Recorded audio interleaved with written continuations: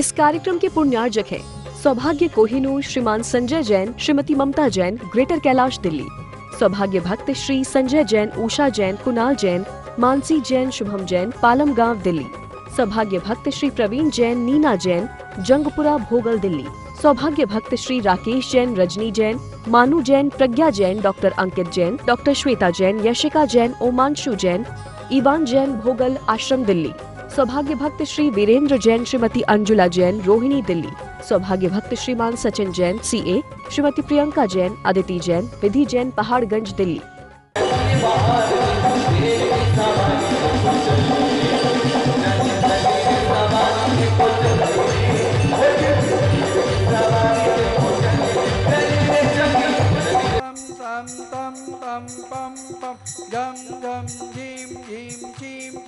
राम राम द्रीम द्रीम द्रवय द्रवय ओम नमोते भगवते श्रीमते पवित्र जलिनी जिनाविषेच्यामीति स्वाहा तीतोत्तरम भवीरे चीरवार हृदिरूपकै स्नाप्यामि जिनसा जिनाय सर्वहर्षिदान ओम ह्रीं त्रि विश्वादि विरांता जलेष्ण्याप्यामि। सभी लोग अभिषेक कर लीजिए। ओम ह्रीं से विश्वादि विरांता जलेष्ण्याप्यामि। ओम ह्रीं से विश्वादि विरांता जलेष्ण्यापि। ओम ह्रीं से विश्वादि विरांता जलेष्ण्यापि। पानी रे चंदन सदक्षत पुष्प पुंजई नैवेद्य दीपक सुदुप फल प्रदेविनी।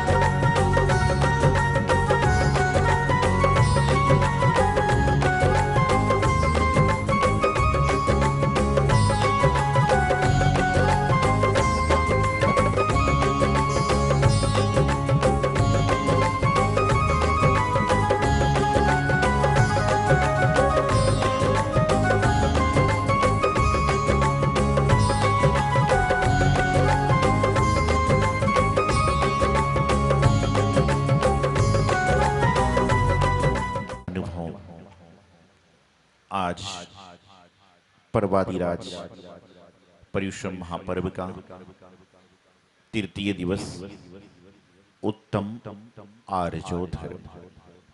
आर्जो अर्थात सरलता, छल रहित, कुटिलता रहित, सदाचारी सहित एकदम अंतरंग और बहिरंग में एक जैसी प्रवृत्ति को करना, इसका नाम होता है आर्जव धर्म।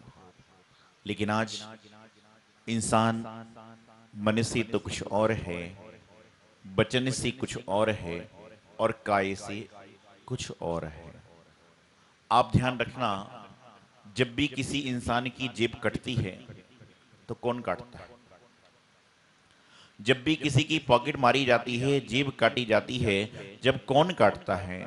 तो कहते हैं इंसान की पॉकेट अक्सर वही लोग काटते हैं जो उसके पास काफी देर से बैठे होते हैं।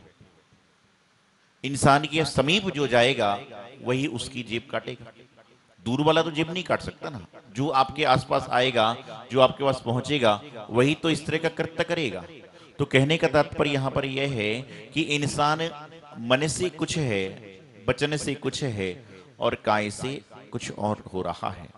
जरूरी नहीं है कि जो व्यक्ति पंडाल में है वह पूजन करने ही आया हो। कुछ लोग पंडाल में पूजन करने आते हैं, कुछ लोग भक्ति करने आते हैं, कुछ लोग गुरुओं की वाणी सुनने आते हैं और कुछ लोग निरीक्षण करने आते हैं कि पंडाल में कैसे द्रव्य चढ़ रही है, कैसे पूजन हो रही है, कैसे सामग्री चढ़ रही है, कितनी सामग्री चढ़ रही है, कैसे कैसे लोग बैठे हैं, वह कहां पर बैठा है, वह कैसे बैठा है। आप विचार करिए क्या कर रहे हैं। तो मैं आपको यही तो बता रहा हूं कि जरूरी नहीं कि हर व्यक्ति जो मंदिर में पहुंचा हुआ है पुजारी ही हो, और जरूरी नहीं है कि जो रास्ते में चल रहा है वह राहगीर भी हो। मंदिर में आने वाला हर व्यक्ति पुजारी नहीं होता, रास्ते में चलने वाला हर व्यक्ति राहगीर तो होता है, लेकिन पूरा राहगीर नहीं है कि जो आगरा मथुरा की रोड पर चल रहा है वह आगरा ही जाने वाला हो, वह अपने गंतव्य पर उतर जाएगा। उसी प्रकार से उत्तम आर्जव धर्म कसाय 4 होती हैं: क्रोध, मान, माया और लोभ। तो पहले दिन क्षमा धर्म को धारण किया, दूसरे दिन मार्दव को धारण किया, आज तीसरे दिन आपको आर्जव धर्म अर्थात मायाचारी को छोड़ने का प्रयास करना है। विचार करिए, किसी पुरुष की 4 संतानें हैं, उसमें एक का नाम क्रोध है, एक का नाम मान है, एक का नाम माया है और एक का नाम लोभ है। तो 3 तो है पुल्लिंग है, क्रोध, मान और लोभ क्या है, ये पुरुषवाचक शब्द हैं, और माया जो है स्त्रीवाचक शब्द है। और संसार में कहते हैं जितने भी झगड़े हुए वह 3 कारण से होते हैं। कौन कौन से? झगड़े की जड़ 3, जरजोरू और जमीन, की तीनों के तीनों स्त्रीवाचक शब्द हैं। इस संसार में चाहे रामायण हुई हो, चाहे महाभारत हुई हो, सारी की सारी क्या हुआ? लड़की की मतलब क्या होता है? की मतलब क्या होता है? चाबी। और लड़की मतलब जो लड़ाई की चाबी है उसका नाम ही तो लड़की है। मायाचारी करने का तात्पर्य क्या? यहां पर इंसान क्या कर रहा है? इंसान यहां पर समझ रहा है, समझने का प्रयास ही नहीं कर रहा है। तो मैं आपको बताना चाह रहा हूं कि जो माया अर्थात स्त्री रूप होता है, जिस प्रकार से लड़की जो होती है उसके 2 घर होते हैं, एक ससुराल और एक पियर, उसी प्रकार से मायाचारी भी जहां पर होती है वह 2 तरह से होती है कि अंतरंग से कुछ और बहिरंग से कुछ। जीवन में जिसका मन, वचन और काय एक हो जाता है, वह समझ के चलना कि आर्य धर्म का अधिकारी हो जाता है।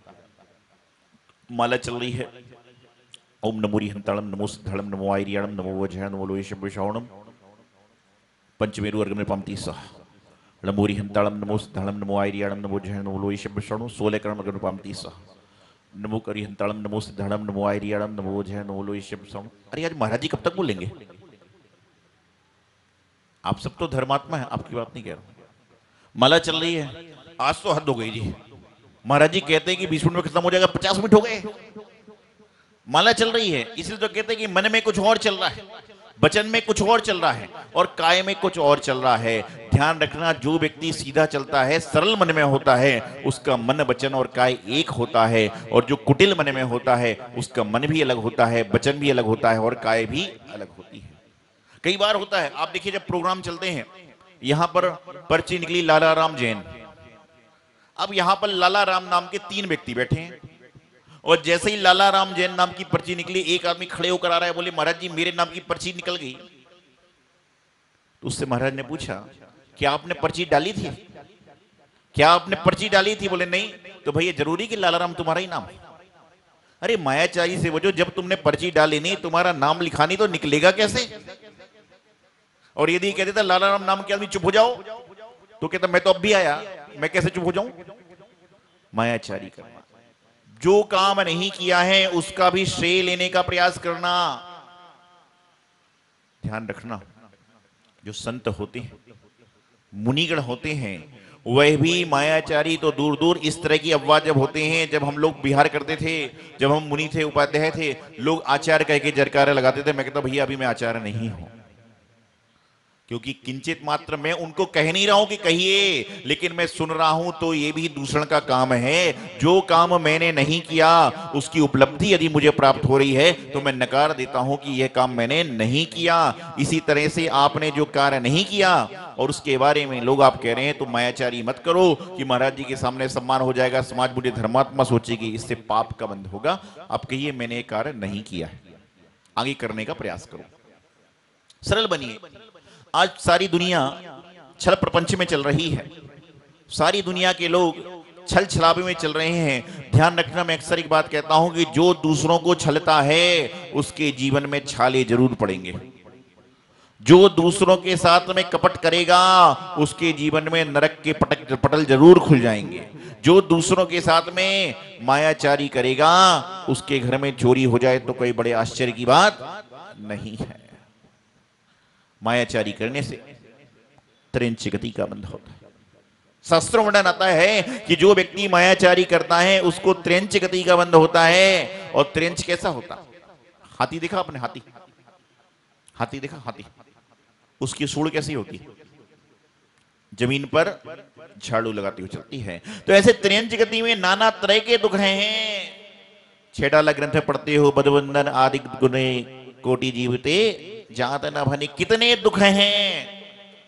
त्रियंच गति में आप विचार करिए, यहां आप पार्क में आते जाते हो, चीटे चीटे पता नहीं कितने स्वाहा हो जाते हैं। ऐसे मायाचारी करने का प्रभाव है कि नरक गति का बंध होता है, त्रियंच गति का बंध होता है। लेकिन साथ ही साथ बता दूं कि जब गति का बंध होगा, लेकिन आजकल वर्तमान में तो टिट फॉर टेट की जैसे को तैसा और तुरंत मिल रहा है।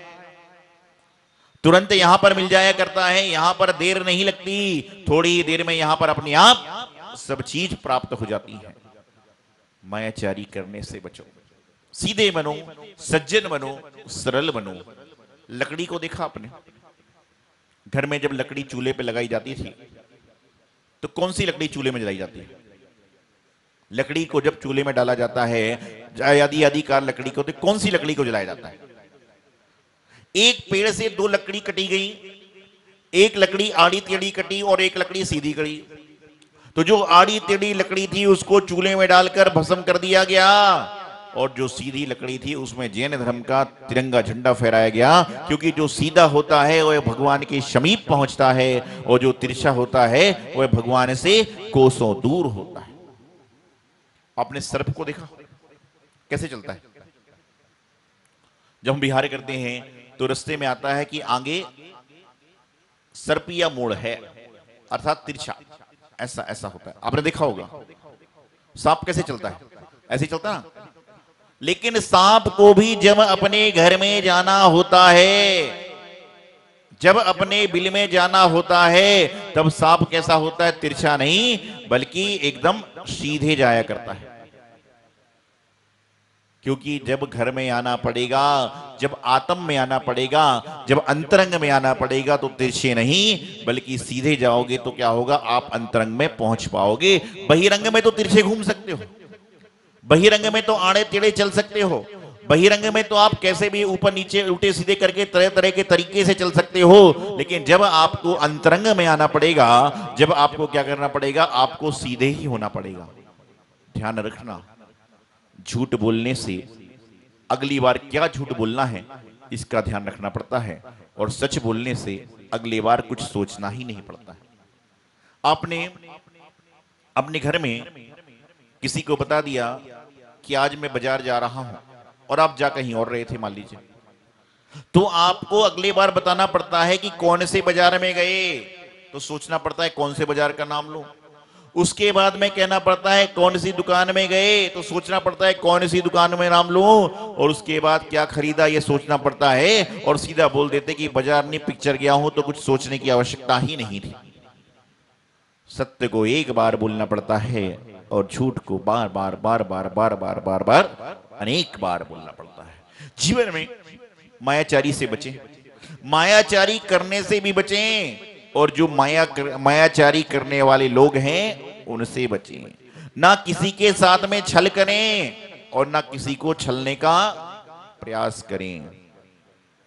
जो व्यक्ति छल करता है, कपट करता है, उसके जीवन में तरह तरह की समस्याएं, तरह तरह की परेशानियां नित्य प्रति उदय में आती रहती हैं। नित्य प्रति उसके जीवन में अनेकों अनेक समस्याओं का जन्म होता रहता है।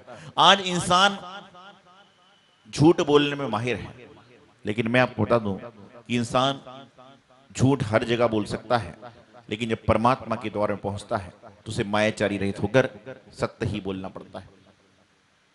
जैसा हम कार्य कर रहे हैं उसका फल हमें वैसा ही मिलता है।